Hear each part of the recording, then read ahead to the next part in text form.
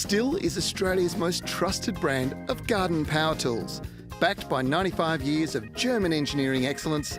To get your hands on their range, visit your local Stihl dealer today or visit stihl.com.au. Garden Express are Australia's leading mail ordering service, offering a wide range of quality gardening products. Each week on the Garden Gurus Live, the team at Garden Express will share a weekly offer. So make sure after today's show you jump online and visit their website. Okay. There we go. Good morning. Welcome to the Garden Gurus live show. We're back here on this lovely Friday. I hope you guys are all having good weather too. I'm Joanne from the Guildford Garden Centre, but I'm here to answer all your questions for the Garden Gurus this morning.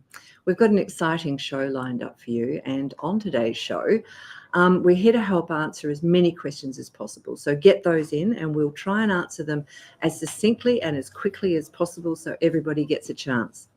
Trevor, Nigel and Nev have been planting like crazy this week from the beautiful Vegepod Raised Garden beds with chillies and capsicums. The team have been getting into spring gardening spirit for sure. So stay tuned to the sneak preview of episode 9, airing tomorrow on Channel 9, and check your local guide for your time. We also have a summer collection of Dahlias and Gladioli to show you from our good friends at Garden Express, featuring a very special deal, as always. And later, I've got a couple of new releases that I'd like to share with you for our Plant of the Week. And don't forget, those gardening questions give you a chance to win some prizes. So make sure to include locations, and that'll help me answer them. So we're going to be joined by Dave today from our friends at Garden Express, and we're going to discuss the summer collection. So have we got Dave in already? Hi, Dave. Good to see you, Joanne. Here he is. Hi, Dave. How are you this morning? Yeah, really good. I had a quick trip out to our we can't hear you, Dave. After that rain, it's looking fabulous. We have a small problem here, Dave. But we're going to get onto it really quickly because the wonderful producer, Jess, is going to help us here. Wonderful. Perhaps what we'll do is go on to a question and we'll come straight back to you, Dave. While everybody works in the background and gets that happening. So I'm going to answer the first question, and it's from Angelo. And unfortunately, Angelo, we don't have a location of where you are, but he was asking and hoping you can advise me on the best solution to our problem. So our front lawn, his front lawn has been overtaken by a weed which has now been identified as the African lovegrass. Can you advise me if there's any herbicide that we can spray to try and resurrect our lawn? There is one. African lovegrass is an awful weed. It's certainly become a scourge for those pastoralists, etc. It's a very hard grass to get rid of, and is only good for cows, cattle, etc. for grazing on when it's a young, small grass. If it gets beyond that, it's really difficult to get rid of. So I'm quite surprised, not knowing where you're from, Angelo. I'm not sure why you would have got it. Perhaps you're close to the pastoralists or to some farming areas. But it is something you have to get rid of. And I'm going to spell you out because the name, it's flupropionate, which is FLUPROPANATE.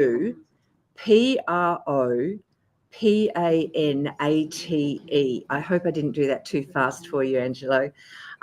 Look, it can take up to 3 months for this to have an effect. So don't be too perturbed if it doesn't happen instantly. And it can take 18 months before you can eradicate something like this. So have some patience, get yourself some flupropionate. And what you might find is it's going to be hard to find that in garden centres or even in Bunnings, etc. So what I would suggest that you do is that you go to, say, a farm supply, and they should have it because it is something that the farmers will need to use when you've got it. So I hope that's answered your question for you. Now, we'll try and speak to Dave again. We're going to try and speak to Dave again. Let's hope we can get through to him. Hi, Dave. Are you there? I'm still here. Okay. I can barely hear you, Dave. We're going to turn your sound up, and then I'll be able to work with this. Fantastic. How's that all going? Still can't hear. Okay, perhaps we should go on to another question. Okay, can you lift that up for me? Thanks. All right, so we're going to get back to Dave. Sorry about the technical issues this morning. There's always something fun on a live show, isn't there? All right, so Natalie is from Seaford, Victoria, and on the bay side of it. My issue is that I have 2 passion fruit that I planted about 8 weeks ago, and something is having a great old time eating away at the leaves. This morning I noticed a web under one of the leaves. Could this guy be the culprit? How do I get rid of them?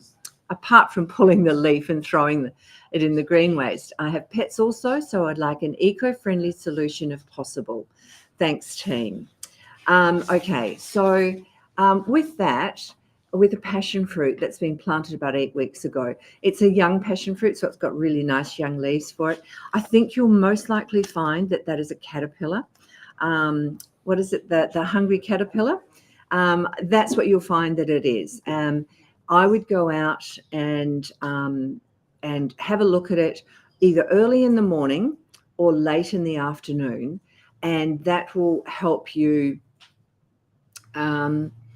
So that will certainly be able to identify what it is. Now, if it is something like a caterpillar, I'd be using something along the lines of Dipel, especially if you've got pets and you want an eco-friendly solution.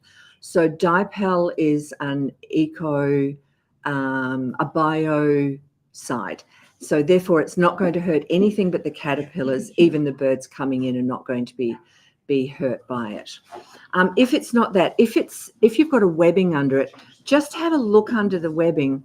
That looks like caterpillar to me. Sorry, I've just seen the photo now because they're all trying to work around me at the moment and get this fixed so that we can speak with Dave.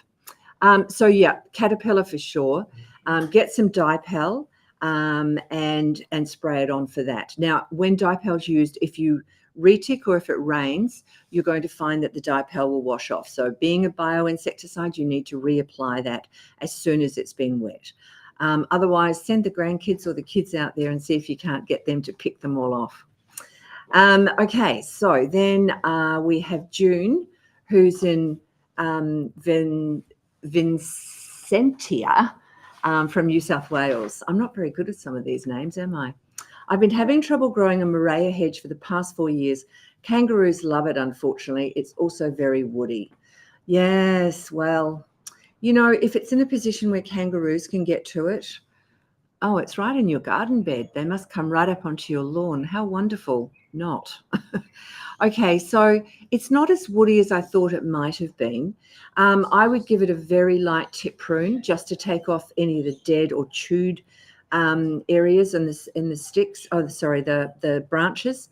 But look, Moreas are quite good. You can cut these back and they'll come back really well for you. Just make sure that you leave some of the green leaves on if you can, so that photosynthesis will happen, and of course it will replace those leaves much quicker if it does that.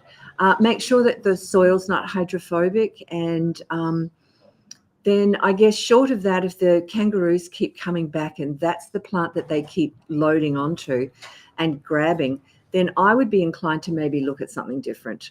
But maybe test and trial it first before you pull the whole hedge out and then have to redo it. Okay, so we're going to try again. Let's see if we can speak to Dave this time. All right. An extra round. See how we're going there. Hi, Dave. Now I can hear you. It's fantastic. So we have. Thank you for telling us that she could hear us, because we gave up trying to change things at our end because it's working. So yeah, excellent, wonderful. So we've got another great deal this week, Dave, with some gladiolis and some dahlias. Yeah, thank you. Two of our favourites. It's coming towards. Well, I mean, we really missed out on our spring here in Melbourne, but it's coming to that, to that time for getting the plants in. Our cuttings are taking off, so they'll go there probably about 3 weeks late. But the dahlia tubers are just prime right now to be putting into the ground. So we thought we'd do a special mixing up the gladies and the dahlias, so you have a summer full of colour. I think that's wonderful. One of the things that I think is great about dahlias is that the colour is fantastic at a time when you don't often get lots of bright colours happening.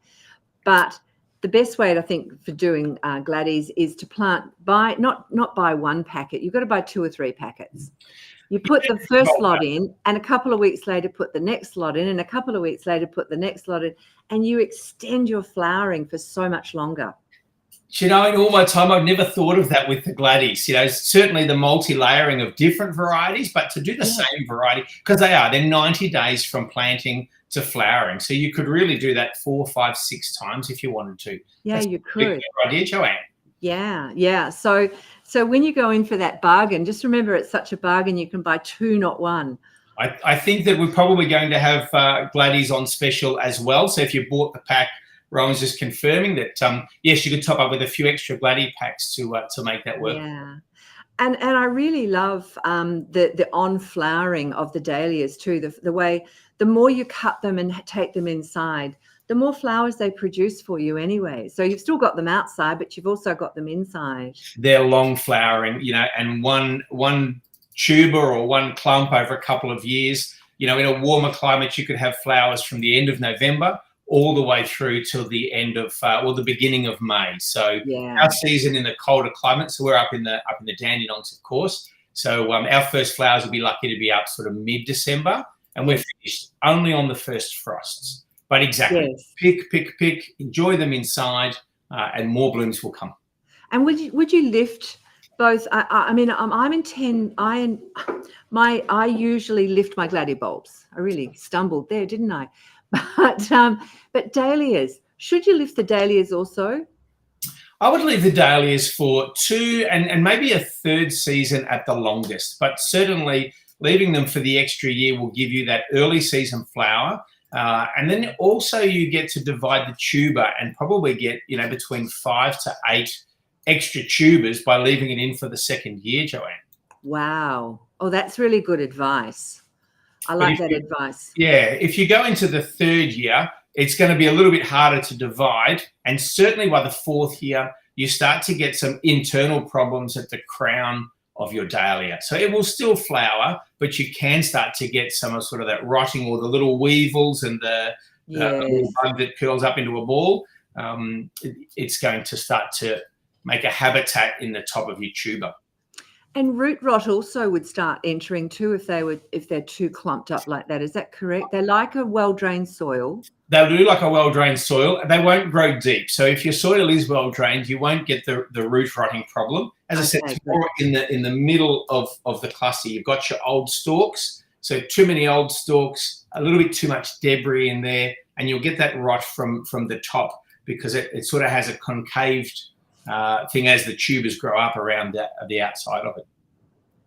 Easy, good, very easy to do, and a great price. So what price have we got on these, David? So we've got a 40% saving. We're at $34 for 5 dahlias and 10 gladioli bulbs. Wow, that's really good. Well, get your order in there, and the good people at Garden Express will express post them out to you, or they'll get them out in the post anyway. Yes, look, we're right up to date with orders. We've got a really good team there. They've been swinging along really nicely this last month, and orders that come in are out within a day or so. So absolutely, get in quick and make the most of any break in the weather you can get to plant them. As always, great talking with you, David. I'm glad we finally got to talk with you this morning. I'm sorry about the mess up with the tech stuff. No problems. That's all good. As you said, this is what happens when you go live. Yeah. All right. We'll see you next week. Nice talking with you. Have a great week. You too. Thank you. Thanks, David. See you. Oh, that's great. That's a good bargain. Get in there and grab some. And as I say, grab 2 or 3 packets of gladioli, because you can make the flowering season extend on really well for you. Okay, so let's get on with some more questions and get these answered. Alyssa has no location, and she's asked, do you think a hydrangea paniculata will be better suited out the front instead of tulips? Okay, so the only thing I could say about a hydrangea in an area like that, I'm not sure where you're from, so it's hard to say. But if you were in somewhere like Perth, even Melbourne, Sydney, etc., I'm not sure that I would be planting a hydrangea in an open area like that. unless there's some sun on it at the moment and it's a place that doesn't get a lot of hot sun. When it's open like that, it tends to be more windy also. So probably not. I think I'd probably stick with the tulips or look at something a bit different to a hydrangea.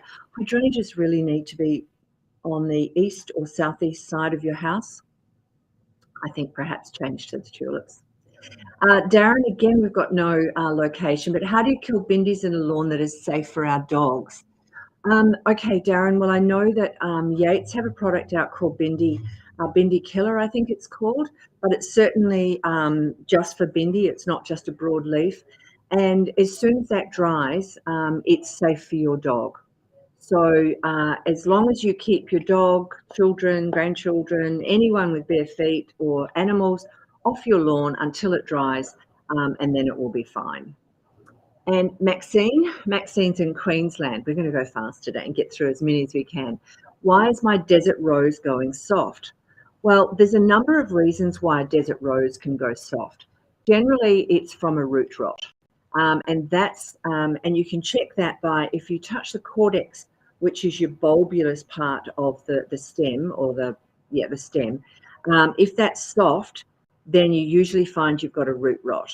The way you can tell a root rot's coming in is that you'll see on the leaves will start going yellow and there'll be small angular black spots on the leaf, often they're next to the veins, right? And that's done by overwatering or having a pot that's not well drained enough. They really don't like it.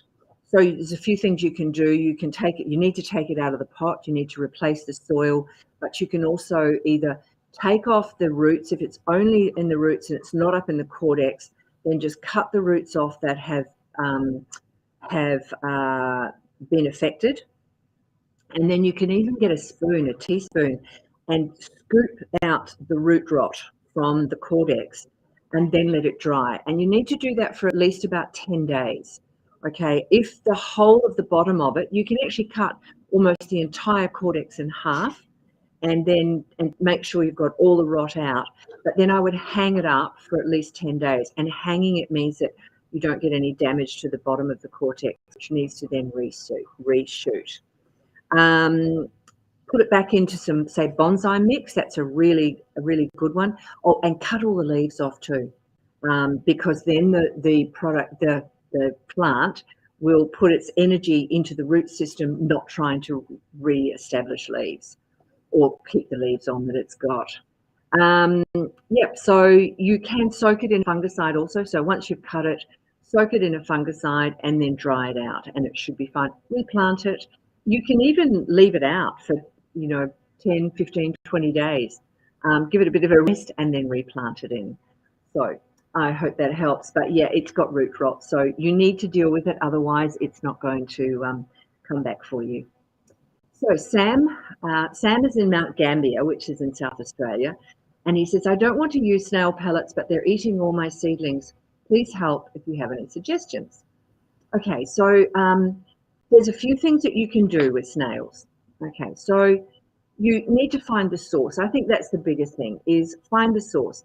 They often breed in grassy type plants like agapanthus, dianellas, lomandras, liriopes, any of those sorts of plants. That's where they live. They like to live in the middle of that plant.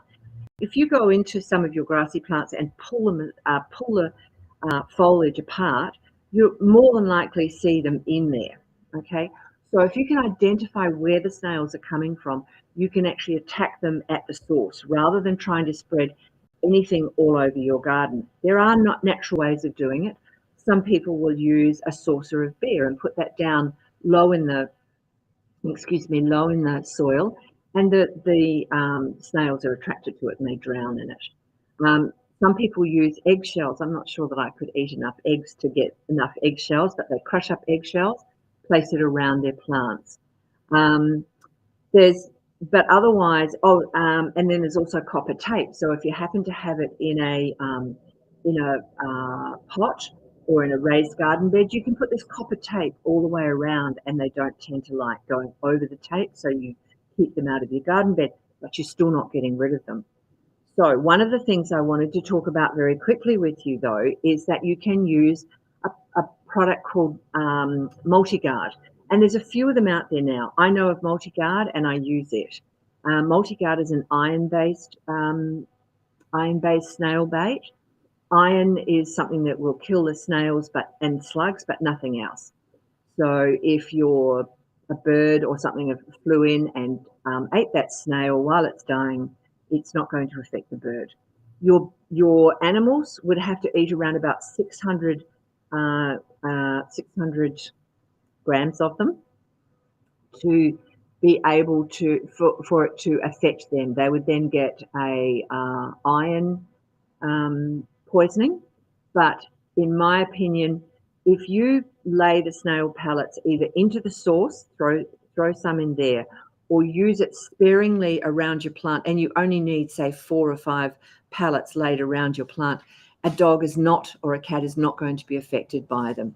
If you leave them out on your garden bench or on your patio table and they get knocked over and they fall on the ground, then yes, a dog is in danger. So whenever you use something like this, you need to be very careful. So find the source and treat it the way you wish to treat it. Okay. Okay, Emma is from Dublin in South Australia, and I'm a first-time grower of veggies. I've recently planted pumpkin, corn, cucumber, and they've all died. Not sure what's happened to them. I've noticed some small bugs and have been treating with Nature's Way organic spray. What else can she do? Well, Nature's Way organic spray is a good spray to use, and it is very organic, so it's fine to use it on your veggies. Now, I'm not sure why your veggies have died. Often I ask people to send in a photo or show me a photo so that I can actually answer the question, because there's a number of reasons why your veggies might have died. So perhaps if we just go very quickly over some of the things that we can do to perhaps eliminate some of the problems that you may or may not be having. So start small. If you're new to gardening, start small. Just have a small area. Choose the plants for the season. Choose them for the amount of sunlight that you've got. Most veggies like at least, say, 5 to 8 hours of sunlight to grow. But there are some, well, like tomatoes and cucumbers, beans, basil, dill, rosemary, those sort of things love the full sun. There are things that like less sun. So if you happen to be you're in South Australia, it can be quite hot there also. And your summer veggie garden may actually need some respite, and that you want to have that in a more morning sun position that still gets some afternoon sun, but a little bit of respite from that really hot sun that can happen in the midday and onwards up until 2 or 3 o'clock.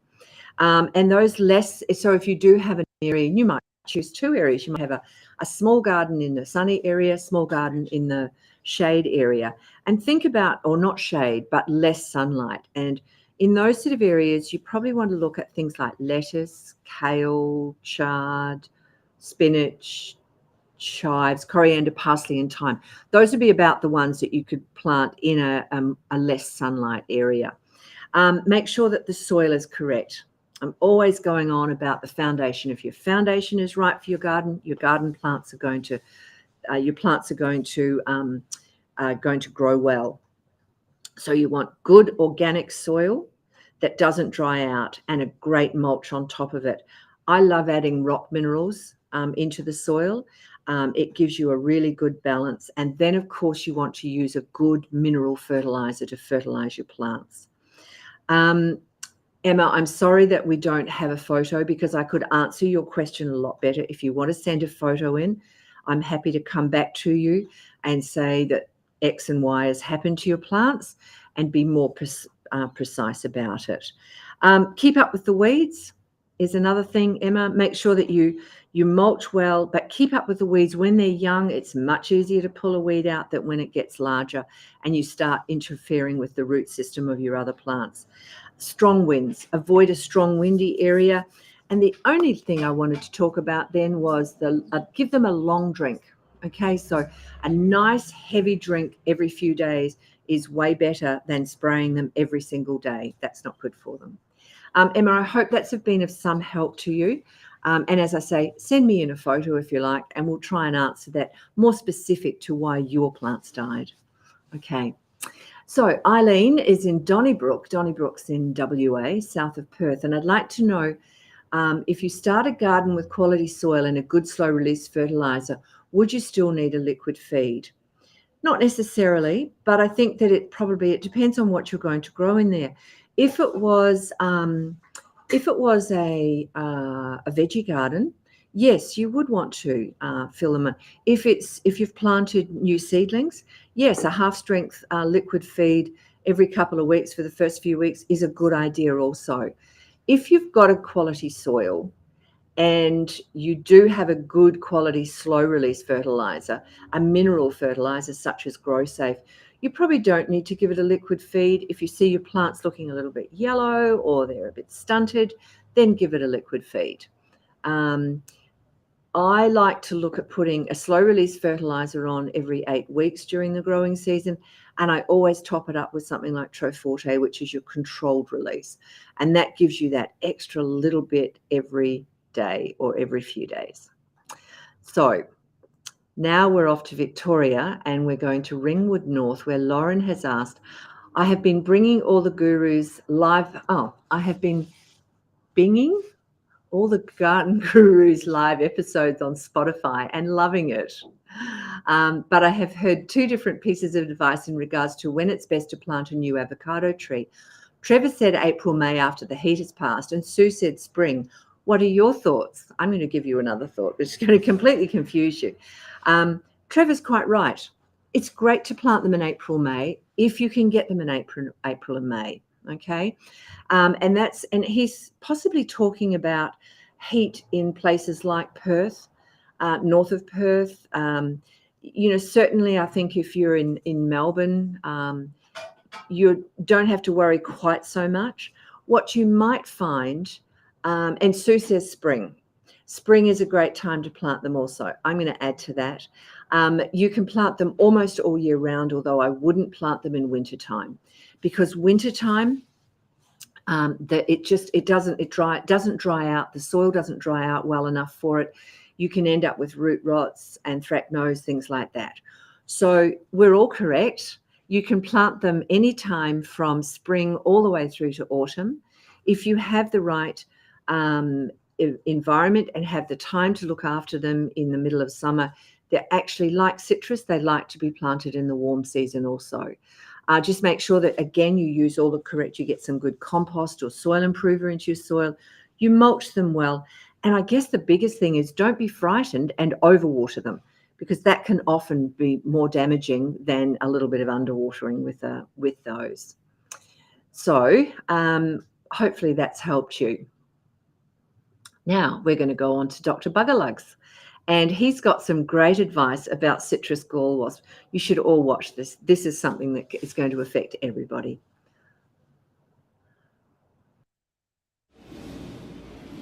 Today I found a bit of damage on the citrus, and it's the good old citrus gall wasp. A lot of work's been done in recent years trying to work out how to control this pest. Unfortunately, there are really no options as far as chemicals go. So the only option left to the home gardener for this one is to prune it out. What we'll quickly do is just expose it so you can see it in a bit more detail. So there's 2 rather large galls there, and the interesting point to note here is that there are no holes in the galls, which means we've found it at the right time. It means that the little wasps have not emerged. They're still in there in the gall as a larvae. And these galls are formed by the citrus to try and protect itself from the gall wasp. So not only is this an unsightly pest, it's a pest that also causes the branches to droop, and eventually they'll snap when laden with fruit or in strong winds. So I've just pruned this off, and I don't know if you can see it, but there are little green holes in the middle, and that's where the larvae will be. So we've pruned all the galls out, and now the important thing is good hygiene. You could try chipping them up so they're really tiny pieces. The other way you could do it, is probably most easily done, is actually put them into your landfill bin and having them removed and go into landfill. Probably not the best idea to put them into green waste. They may go on a mulch pile and emerge and become somebody else's problem. Biosecurity, as you know, is a shared responsibility, and everybody should be involved. So if you do the right thing in your garden and prune this out, and your neighbours do the right thing, then you can reduce the load over your neighbourhood, and everybody will be happy and have nice, healthy citrus. Oh, what's that word? Hello, we're back again. That was great. Okay, so citrus gall wasp is going to affect you all, and there's been various suggestions on how to do that too. So pruning it back is really good. One of the things that Dr. Buggerlugs didn't mention for Perth in particular and for warm areas, that as the warmth comes in, it's better to actually try and prune off as little as possible, because what's going to happen is it's just going to cause it again. So prune them back or shave them. But he was right, you've got to do something about them. So now we're going to go on and we're going to have a look at a couple of new releases that I brought in this week. So the first one I wanted to show you is this beautiful little agonis. Now, it's a bit hard to see. This is an agonis flexuosa, and it's called lemon and lime. And so just as it says, now normally the green leaf on the agonis is very dark. It's a dark green. As you can see, this is quite lemon and lime color. And of course, as it gets older, it's they're quite a big tree. They'll grow to 5 to 8 meters and 5 to 8 meters wide. And it's just this plume of beautiful, bright green. So it adds a completely different layer to your garden. Like the old-fashioned agonis, it has the beautiful white flowers that come in summertime. And they're beautiful. They're just these long pendulous flowers on them. The soil type, they like a sandy, a loam, a clay loam, a sand loam, poor soil, well-drained. As long as it's well-drained, these guys will love it. So they grow in all sorts. They'll tolerate a light frost, but when they're young, if you've got a heavy frost, they're not going to like it very much at all. But they are pollution tolerant. So if you live in an area where you've got lots of traffic, etc., they'll certainly stand up to that. And they attract bees and butterflies. So they're a pollinator for us also. So this is the beautiful agonis lemon and lime. So that's a new release out this year. And I brought one more new release in, which I thought was rather beautiful also. And this is a viburnum. It's a new viburnum called Copper Tops. And this hasn't got much copper on it, and hopefully you can see it there. I'll see if I can get it with the other leaf. There we are. That one's even stronger. So these, as you can see, have quite a long leaf. They'll grow to around about 2.5 meters by about 1.5 wide. Again, if you're living in the cooler areas like Tasmania, maybe some of the lower states also, you could grow these in full sun. I know they can't be grown in full sun in WA. Even though the label says that they will, it's just true. It's the hot, dry wind. If you put those on the east side in the morning sun only, they'll be fabulous. But if you put them on the west side of your house and they cop that really heavy sun in the afternoon, it's not going to do it for you. They're going to die. The leaves just won't take it. Having said that, it's a very tough plant if put in the right position. It's evergreen, of course, and every time you prune this back, the new growth is all copper. So the more you're pruning it, the more copper you're going to get on your plant also. They're fabulous for hedges, really beautiful, make beautiful hedges, or as a standalone plant. So that is the new design label, the design plant called Copper Tops.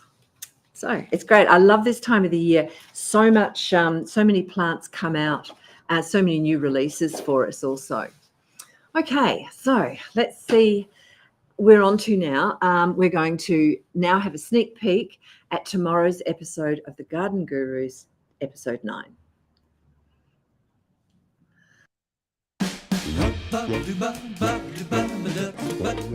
Some like it hot, but it's also a challenge laid down by chilli fanatics to get their mates to try just one more of those incendiary little mouth bombs. Now it's hot weather, perfect time to plant out seeds of both chillies and capsicums. look how productive these things are. They produce so much fresh produce. Good news is you are growing so much produce that, well, you're saving a fortune when you hit the supermarket.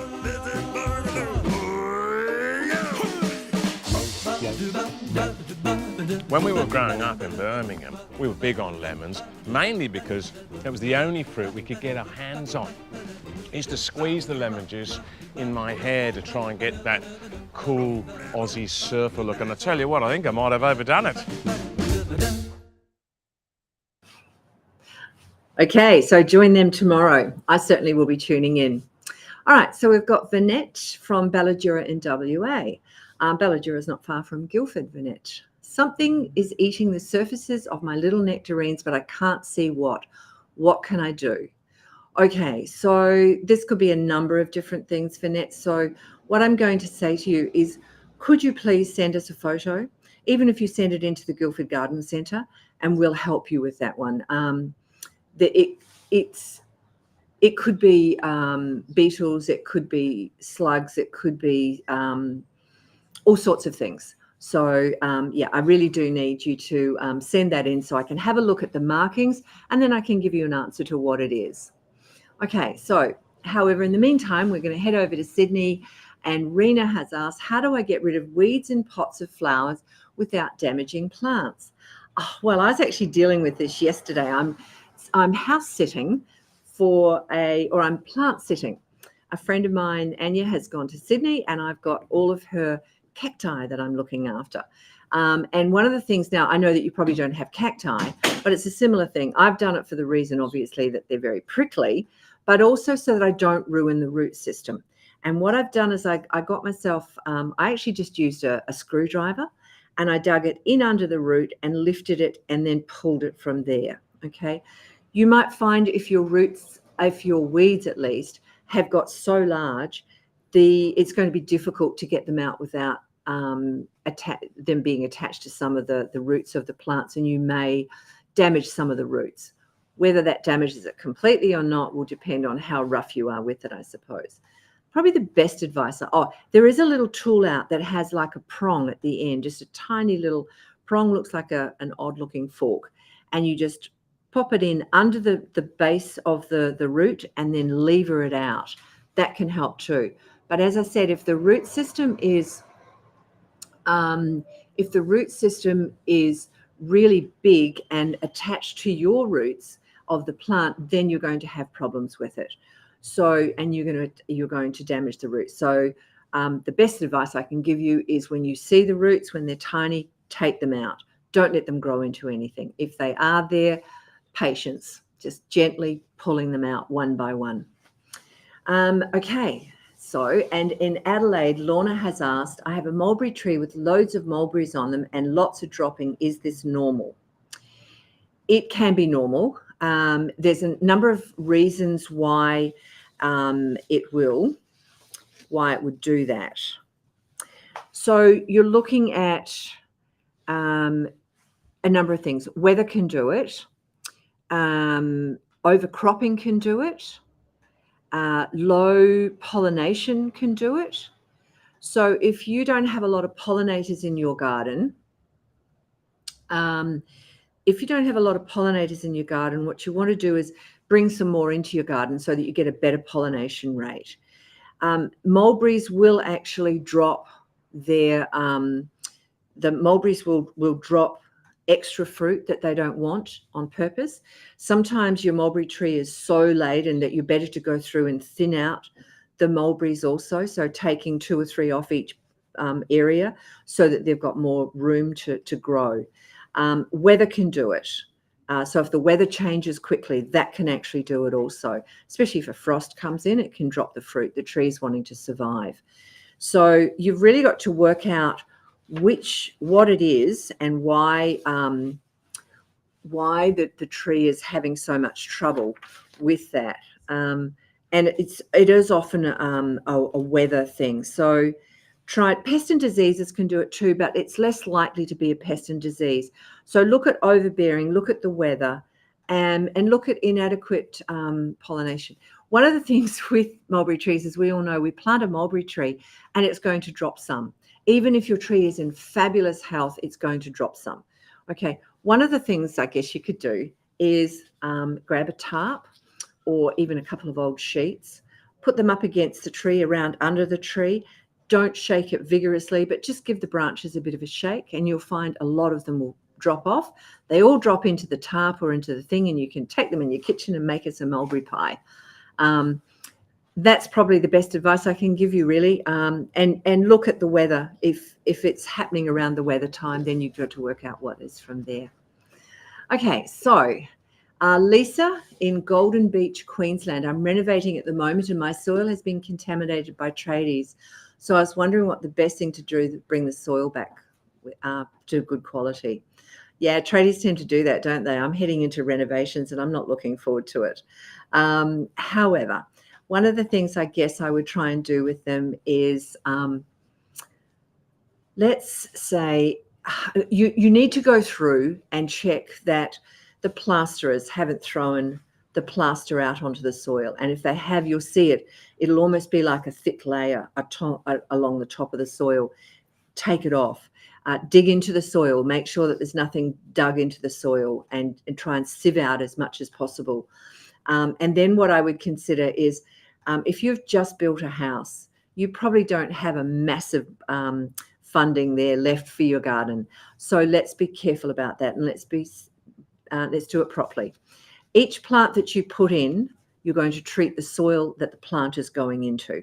So don't try and treat your entire quarter acre or 500 square meters, whatever it is you've got for garden. You're going to run out before you even get to the good fun part of putting plants in. You're going to run out of budget. So each time you plant, dig the hole 2 to 3 times bigger than the actual pot of the plant, the pot that it comes in. And then when you plant it, put in some good compost. Hopefully it's got some minerals in it. If it doesn't, then make sure you get some good minerals into the soil. Make each hole a good environment for each plant. By the time you come, and then put mulch over the entire garden area. By the time your plant's roots start getting out there, hopefully the microbes and the worms, etc., have taken some of that good compost that you've put in, started spreading it around. As you're feeding your soil, you'll feed the entire soil, and that will help it also. So each hole needs a good foundation, but unless you've got a fabulous budget, don't try and do your entire garden, but do try and clean your entire garden area. Good luck with that, Lisa.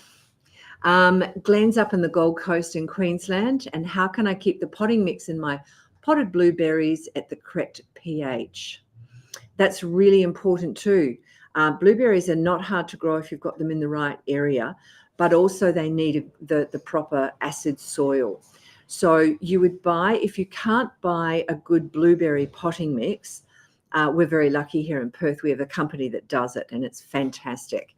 If you can't buy that, use an azalea and camellia potting mix.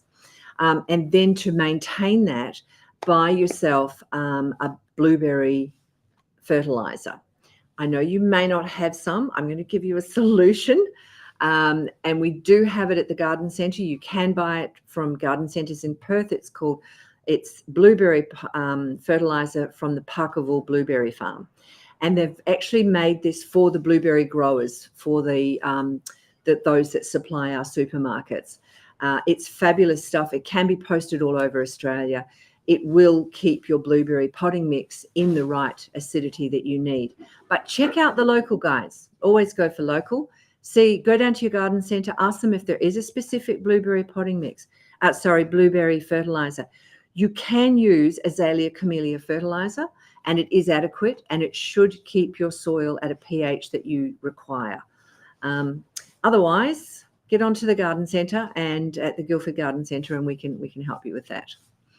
Okay, so Jenny, hi Joanne, my moth orchids have stopped flowering and the flower stems have died. Any clues? Okay. Any clues? Yes, so your moth orchid, they're your Phalaenopsis. I've got a girlfriend that grows these amazingly well. As she should, she's put them on the south side of her house. She's actually got them on a veranda, which is quite quite windy. I'm surprised that they grow as well there. She's in Melbourne, so she's got that cooler wind rather than the hot wind. Now, your orchids can stop flowering because they're finished, and that's what they need to do. You can cut back the stem or you can cut the stem off, right? So if you cut back the stem and they haven't finished flowering, they can flower again. If you're cutting the stem off, you're preparing for the next season. And what you want to do is just give them a really good fertilizer and keep fertilizing them on a regular basis, and you should find that you'll get some more flowers. I'm not sure if they've died for a particular reason, simply because I don't have something in front of me to show me what has caused them to die. I don't know of any pest or disease that causes the flowers to die, in specifically the flowers. Again, Jenny, if you'd like to send us a photo, maybe we can give you a little bit more advice on that one. And hello, we have the lovely Tyson from Baronia, Victoria. Tyson's a regular on the Garden Gurus. Thanks, Tyson. It's great to have you here. He wants to know, can he plant the marigold crackerjack seeds in the ground, or is there somewhere else I can plant them? And can you please give me some tips and advice? Sure, Tyson. Yes, you can plant seeds straight into the ground. I would just be making sure that you've got some really good soil in the ground, and that you perhaps liquid feed them. Give them a dose of sea salt, or a seaweed fertilizer, which will always help with all the enzymes and the microbes, etc., in the soil. And then you'll have much healthier plants come up. So enjoy those, Tyson. They should be nice and bright and cheerful for your garden.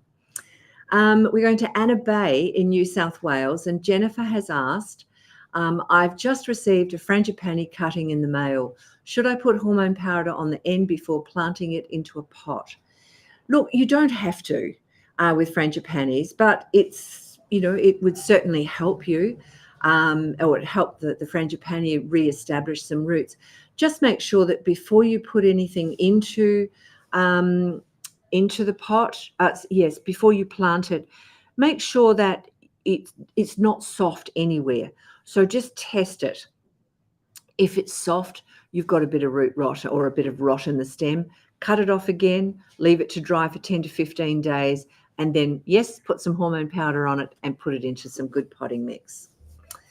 So Valerie is in Lake Cathy in New South Wales.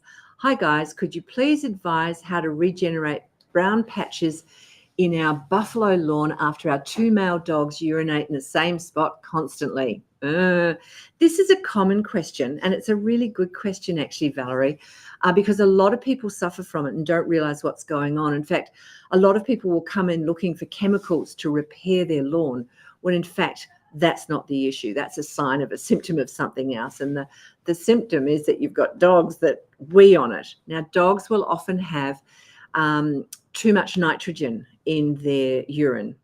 And you can tell this if this is the case, because the spot in the middle will go yellow.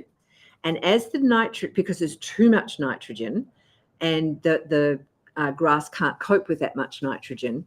And then around, there's like a halo of dark green around that before you go out to the lighter grass. The dark green is where your lawn has had adequate nitrogen, not too much because it's dispersed out from the original puddle. So that's how you can really tell that is. You need to probably look, excuse me. So sorry. Oh, I do apologize. You probably need to look at a couple of things. Look at your dog, perhaps speak to your vet. I'm going to have a quick drink, excuse me. Sorry, guys, my throat's dry. So you probably need to discuss with your vet the menu, the food that you're giving your dog. That can sometimes be a problem. Okay, so high protein means high nitrogen. So maybe they're getting too much protein in their diet. You can get your dog to drink more water. I'm going to do it again. I'm really sorry. All right. So you can get your dog to drink more water. You can take your dog for a walk first thing in the morning and have them pee on the neighbour's lawn, not on your lawn. That might help. And you'll need to fertilise them. You're going to get this all the time now. So what you can do is maybe train your dogs to wee somewhere that's not on your lawn. There might be a patch somewhere that it's not such a problem. And then each morning you're going to need to dilute that urine. Okay, and that can certainly help. But otherwise, fertilise your lawn, keep your dogs away from the area that they're doing, fertilise it up, and you'll find that that it should come right. There's not a lot you can do other than maybe look at your dog's diet and dilute it, fertilise your lawn and make it strong. They will come back. Lawns are pretty tough things and it will come back for you. All right. I don't think I can add anything much more to that, Valerie. Good luck with that. Okay, so we're off to Doreen, and it's Leanne who lives in Doreen and Victoria. And she says, "Hi, Joanne. I've moved into a new home which has 3 by 1 metre tall teddy bear magnolia trees in pots." I'm really sorry this morning, guys. In pots of ½ metre square each. So that's 50 centimetres. Are they going to survive in this? No, they're not. It's way too small. If you've got the teddy bear magnolias, they can grow up to 3-4 metres. And I know that they're much narrower than the little gems. So they're only going to go to a couple, maybe 2.5 metres at the most. But a 50 centimetre pot is certainly not going to do it for its lifetime. I would be considering something at least as wide as a wine barrel, which is about 70 to 80 centimetres wide, a half wine barrel. Otherwise, you're going to, the roots, they need to have nice wide root system. So I would tend to put those in a bigger pot, much bigger pot. Now, you also mentioned that your soil has pebbles all the way through it. And so planting it into the soil is going to be difficult also. And getting rid of those pebbles is a pain. The only way, when you put pebbles down on a garden, they're actually a great mulch, okay? But when you put the pebbles down, you have to put them with a weed mat underneath it so the pebbles don't go down into your soil. Because once you go down into the soil, they're really hard to get out. You need to buy one of those quite large sieves, garden sieve, and have a lot of patience and slowly go through the areas, maybe attack one garden bed at a time and get most of those out. I know that I had some in an area that had been a pathway and I planted trees all along it at the time, and I didn't do the job well enough. And in the summertime here in Perth, even with mulch on the soil, those stones heated up so much so that they really damaged the roots. And after the fact, I had to go through and take all of those stones out. So if you're going to plant them into the ground, make sure you do. Otherwise, you will have an awful lot of trouble with it. Otherwise, put them into a much bigger pot.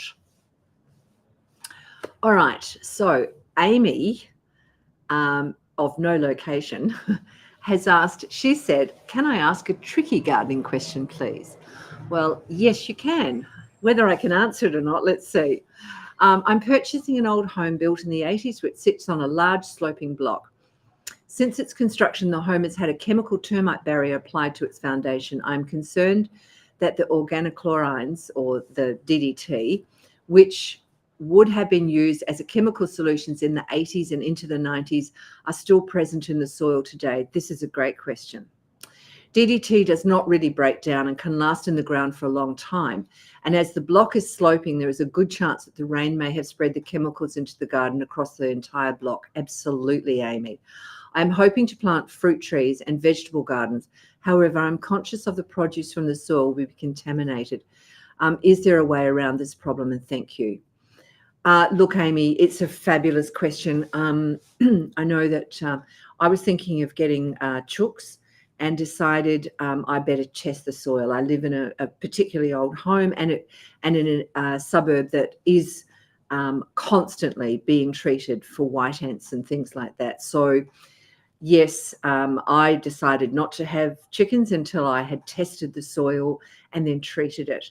I actually haven't treated it yet. Haven't found the answer to what I need to do. However, where I went to was I went to the West Australian Ag Department, and I had the soil tested. And I think it's a really smart thing to do. If you're going to grow veggies and fruit things, you need to make sure that that soil is not contaminated.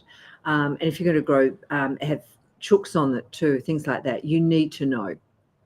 So I would suggest, Amy, that you go to your local ag department. They will test the soil for you, and then you'll have the answer as to which way you need to go. Thanks for a great question, Amy, and good luck with that. I hope it goes really well. Okay, so Lucy, and again, we don't know where Lucy's from. There's no location, but I have 2 Hoyas in a basket.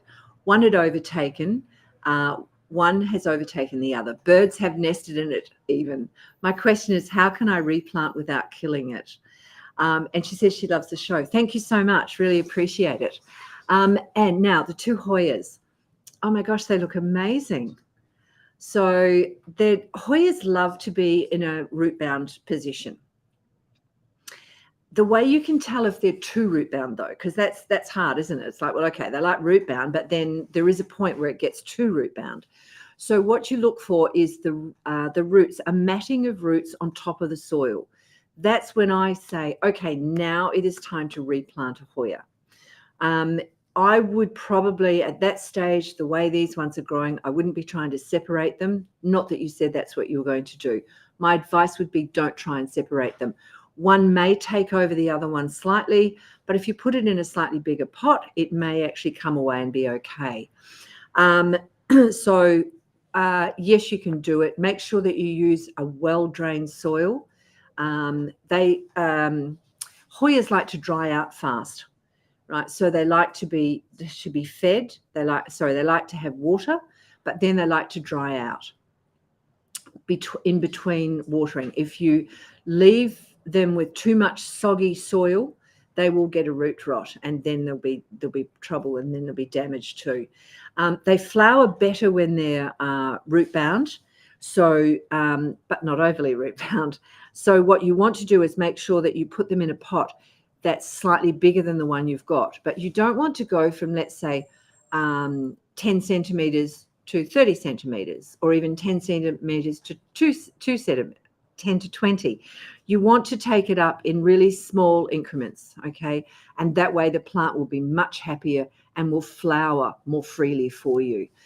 Make sure that you give it I would give it a little half strength of, say, Vita Rich, or maybe some sea salt, and then let it settle in.